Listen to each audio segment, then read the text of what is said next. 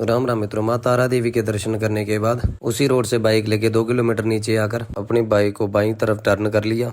कच्चे, खराब और कठिन रोड से 300 मीटर नीचे अपनी बाइक को लगाकर फिर घने जंगल के बीचों बीच से पैदल चलते हुए हम चारों भाई 2 किलोमीटर ट्रैकिंग करते हुए हम पहुंच गए भोले बाबा जी के मंदिर। भोले बाबा जी की भी लीला बहुत ही न्यारी है। जिस जगह किसी के आने की उम्मीद नहीं होती वहां पर भी मेले लगा देते हैं। यहाँ विराजे हैं भोलेनाथ और इसी मूर्ति के सामने नीचे भोले बाबा जी का बहुत ही अद्भुत और चमत्कारी शिवलिंग भी है।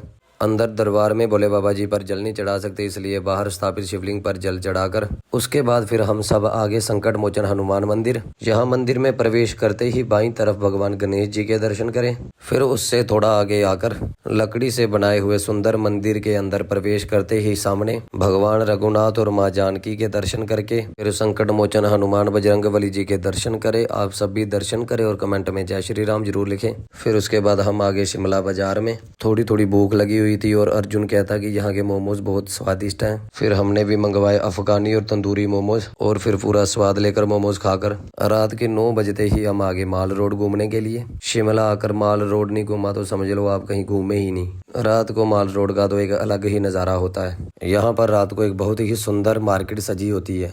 इस मार्केट से आपको खाने पीने के सामान से लेकर स्त्रियों के लिए सजने संवरने के लिए हर एक चीज मिलती है। हम भी इस मार्केट में घूमे पर हमारे लेने लायक हमें कुछ जहाँ मिला ही नहीं। रात को 10:30 होते ही हम आगे मैकडी, जहाँ से बर्गर इत्यादि खाकर अपना पेट भरकर अपने रूम में आकर करने लग पड़े आराम। फिर सुबह उठकर जैसे ही हम लोग नहाए तो इतनी देर में कृति के पापा हमारे लिए खाना लेके आ गए। अंकल जी और उनके परिवार वालों ने हमारी इतनी सेवा करी जिसको मैं शब्दों में बयां नहीं कर सकता। अंकल जी और उनके परिवार का बहुत बहुत धन्यवाद। फिर इस स्वादिष्ट खाने को खाकर अपना अपना बैग पैक करके उसको उठाकर पार्किंग में आकर अपने वाहन के पास खड़े होकर अंकल जी को राम राम बोलकर हम किस तरफ जा रहे हैं उसके बारे में जानने के लिए आपको अगले पार्ट का करना होगा इंतजार।